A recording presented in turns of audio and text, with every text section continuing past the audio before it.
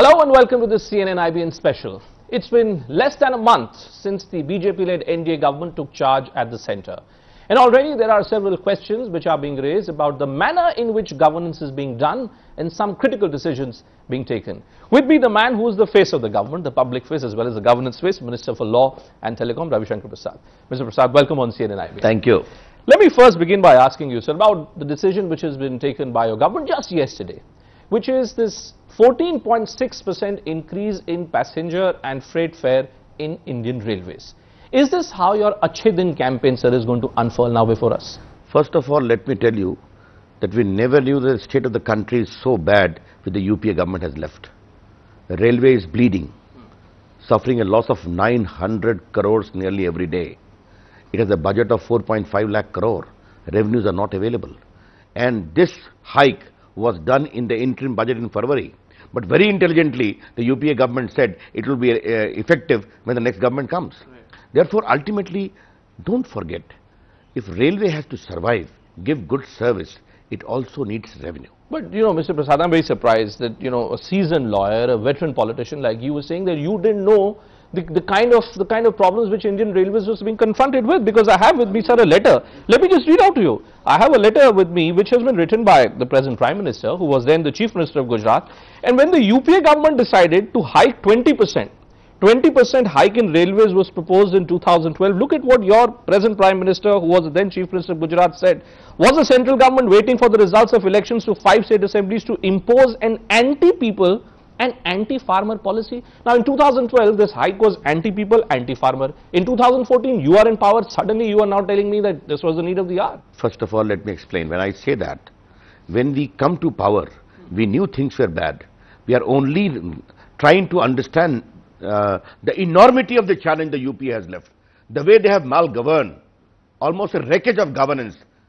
I'll talk to its telecom separately as to what has happened. The state of economy, you well know it. We are trying to restore it. Now, as far as this high compulsion is concerned, let me ask you a question. Why did UPA defer it in spite of announcing in the interim budget in February 2014 sir, to be implemented in the next government? Mr. Prasad, over the last 5 years, when you were in opposition, sir, when you've been the deputy leader in the Rajya Sabha, how many times have you come and you've criticized the UPA government? No. Every time there was a proposal to hike fares, you would say this is anti-people, anti-farmer. Please listen to me. Please listen to me. When we are giving this, let me say, a little bitter medicine, it is to improve the health of the railway, to restore its for the people convenience, and that's what we are doing. Again repeating, railway is suffering a loss of nearly 900 crore every day. Fair enough. What about other sectors then? A bitter pill could be administered in other sectors also. Am I then to understand that whether it comes to, say, cutting subsidies in fertilizer, in urea, we're already seeing electricity prices being jacked up in places like Delhi.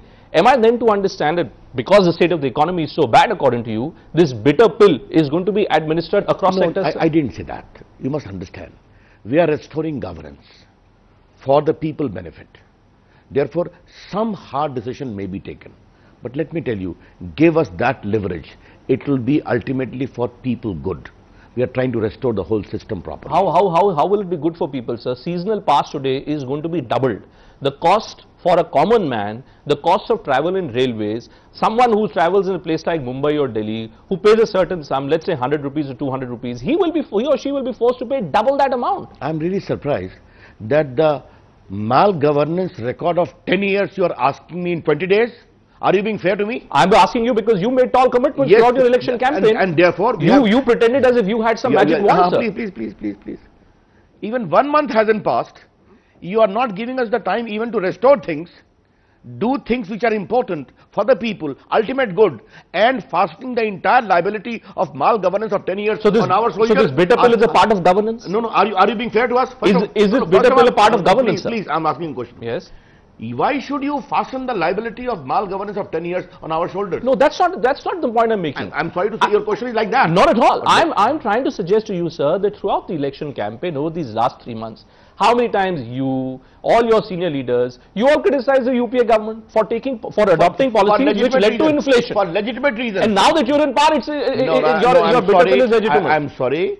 This particular hike is designed to augment railways' revenue, to improve their services, and let me tell you, all the people who have been managing railway have said it was long overdue. Right. I do concede, Bhupen, you have a point, that the people will be a little sense of unease will be there, but we will be able to make them understand. Ultimately, it is for your benefit. And again, I just want to go back to this letter only, which was written by Mr. Modi as Chief Minister, and look at the point he makes.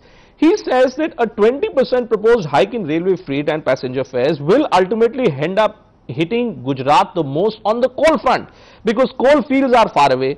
He said rise in railway freight fares since 2006 have caused an additional burden of 19,000 crores in Gujarat on just one commodity. The latest hike in 2012, according to him, would have cost the state of Gujarat 300 crore on power generation. Are all these factors today now, sir? Are all these factors, have they been relegated to the background because you're in power? And therefore, my main question to you is, would you concede today, Mr. Prasad, that there is a big difference in making tall promises, in criticizing the government when you're in opposition and when you actually sit in the chair that you're sitting today? First of all, Mr. Modi was the Chief Minister for 14 years. Did he deliver or not? He's the one who said all this, and I'm just quoting him. Please listen to me first. Listen to me first. Yeah. Did Mr. Modi as the Chief Minister deliver or not? Be it the power front, be it on the governance front, every front. Similarly, Mr. Modi, elected with such a massive majority by the people trusting his ability to govern, please give us their space.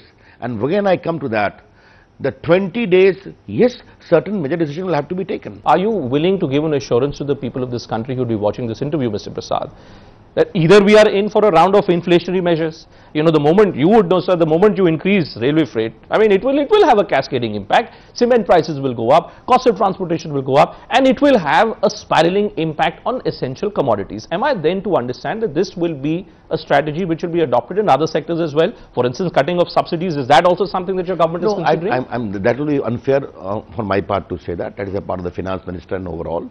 But I am telling you, I am only trying to reply that all these measures are required to restore. Tough measures. Bitter pills. No. More bitter pills needed or not? You sugarcoat it. I am not going to... I am using the word bitter pills. I am sorry. How is sugarcoating? I am sorry.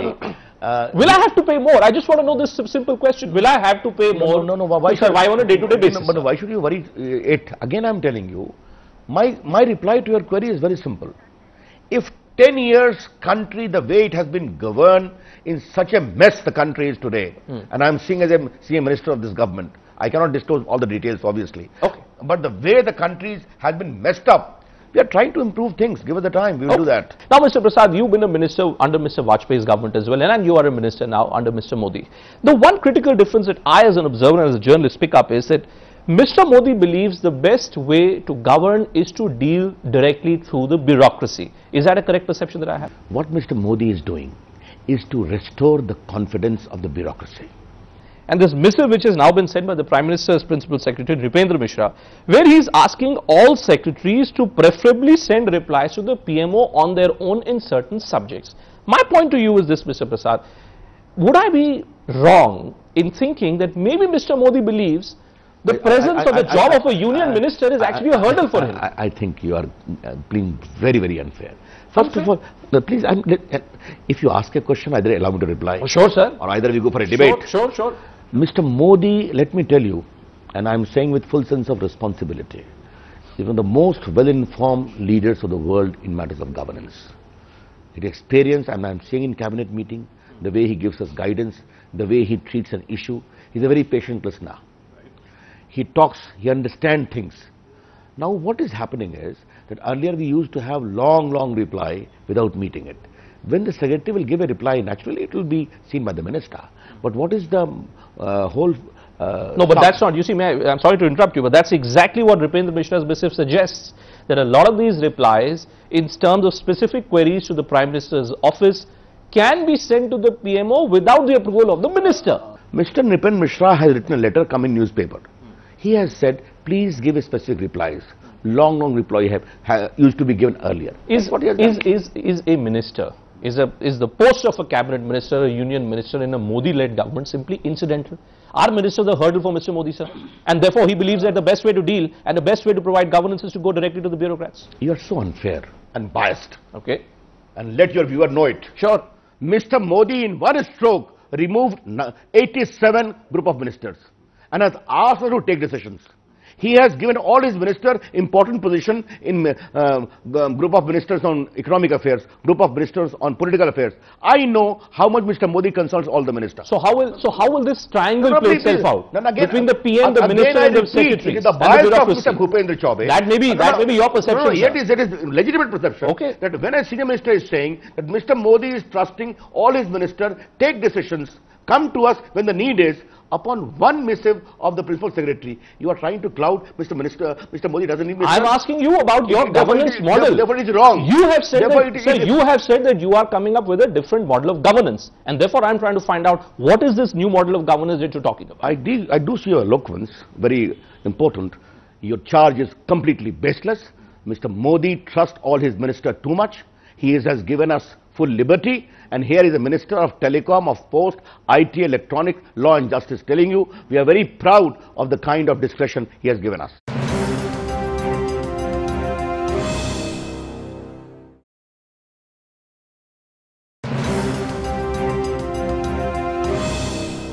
Let me then move on and let me draw your attention, sir, to the third subject which has dominated headlines over the last 2-3 days, which is the use of Hindi language. Now, Mr. Prasad, both you and I are equally comfortable in Hindi as well as in English. Come on, is it an issue, Bhupen? And I'm glad that you're laughing. I'm glad that you're laughing. Bhupen, is it an issue? I'll tell you why. Because your dear friend, Ms. Jayalalitha, Tamil Nadu Chief Minister, is very angry. I'm sorry. Jammu Kashmir Chief Minister, Omar Abdullah, is very angry. I'm sorry. It is not fair. I have my deep personal regard for Jayalalitha. Which is why you should not say like that. No, which is why I'm putting this question to you, First sir. of all, this has been a circular for the last so many years for the Hindi-speaking states. That has been reiterated. And let me tell you, who is saying that English is being ignored? Come on. Because I see that you tweet in English. No. You tweet in English, and there is a... मैं बहुत शुद्ध हिंदी भी बोलता हूँ. I know, sir. Maybe Hindi उतनी अच्छी बोलता हूँ. The point is, uncalled for issue is being made. Uncalled for. Yeah, absolutely. It's not as if that this was an attempt being made by the BJP to somehow make this point. In fact, I would put it in a different political perspective. That Mr. Karunanidhi was not in circulation for a long time, okay, because of the massive defeat he suffered. Therefore, he had to make a political point after a long time. He sought to make. It didn't make an issue at all. But there is no seriousness to this. Absolutely. It's not as if that you are trying to give this perception. I know that there is a PMO clarification which has been put out yesterday that the government is not against English language. But it's not as if that you want to push down or denigrate English and say that it's not as if the intelligentsia only resides in English. A minister of Mr. Modi government is talking to Bhupendra Chaubey in English. Is it not fair? Okay. So you said at that point as well. Let me then ask you, sir, on the question of appointment of governors. I was very intrigued by this comment which was made by your senior party colleague, former BJP President Venkaiah Naidu, who says that all political appointees must necessarily go. Am I to understand that a system which was started over the last 10 years, if not more, is a system which is being followed by the BJP as well? You just want to get rid of one group of political appointees and replace them with your politicians. Who said that? I'm asking you whether that's true. First of all, one is the constitution and one is the conscience. Okay, I think both have to be blended. I have the highest regard for the office of governor, but today let me tell you one thing for the sake of your viewers. I remember Kailashpati Mishra, a veteran leader, was the governor, was sitting in Raj Bhavan, and the same Congress government got their nominee sworn in as a governor even before he has left. We know those things. Okay, I know the kind of charges there have been against the governor appointed by the Congress party. But the point is, can I say one thing in lighter vein, obviously? Yeah, sure. You come by the back door and want to go by the front door, isn't it? So no. So my question was this. My question is: are you replacing political appointees with BJP appointees? That's my point. I'm only saying the government decision will be taken, and let the decision be taken. As many governors' term is going to come to a close. Who will be replacing them? Will they not be your senior leaders? No, I keep listening to all kinds of names from Murli Manoj Joshi to all other names. There is nothing wrong. Even Mr. Nehru used to appoint. No, therefore I'm asking you whether Congress nominees are being replaced by BJP nominees. After all, if those governors will be appointed, there will be people with stature and good administrative credentials as well. And they will be BJP people. By the way, they will be BJP people. By the way, should governors only be reserved for media men and bureaucrats? What do you mean? No, BDM. Or retired judges? No, tell me. So therefore, who are the people who should be made governors? I don't know. Who are the you will know, sir? You are the law minister. No, come on. I don't know. The government will take a collective call. But I am asking a question to you. Should we appoint only editors as governor? You keep shifting goalposts. Not I'm asking you. I'm not shifting. You may make editors part of the BJP. Today I am provoking a debate. Sir, you may make media people part of the BJP. Be that as it may, but Bottom line is, are you or are you not thinking in terms of replacing these Congress nominees with your party representatives? A government decision will be taken. Many of the governors' term is coming to end in 1 month, 2 months' time. Right. But let me tell you, even if the governors are exit, they will be allowed to exit gracefully. Okay. And final question then to you, sir.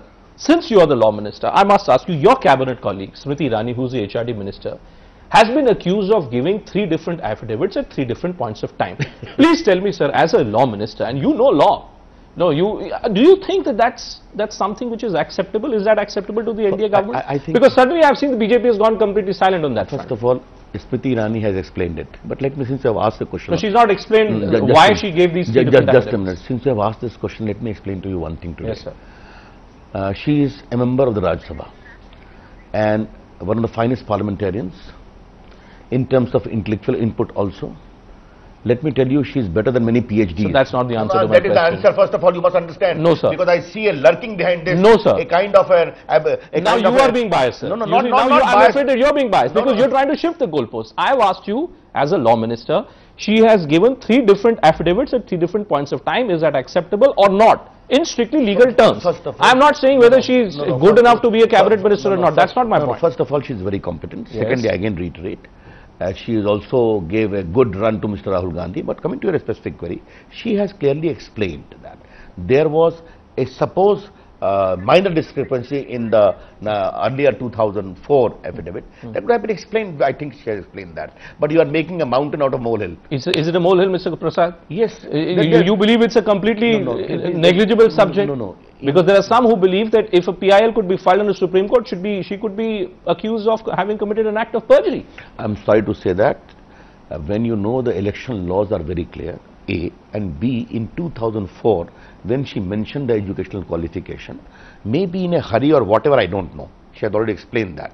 But in the subsequent affidavit, she has been very clear. That's acceptable to you as a law minister? No, you are being too judgmental. So every question to you is being judgmental, sir? Then I can only tell you, let Mr. Bhupen Chaubey file a PIL against her and get a decision taken. So, but you, as far as the government is concerned, government is very clear that her explanation is acceptable. Come on, we judge by performance and she is performing well. Okay. Therefore, since you talk about performance, the other person who also claims he was doing very well is Nihal Chand. Now I believe that you are the person, sir, who's been asked by Mr. Modi and Mr. Jaitley to be finding out in the veracity of these allegations which have been leveled against your minister. I'm very happy. Let me explain. What is the story there, sir? Yes, I'm very happy you have asked me this question. First of all, a little about Nihal Chand.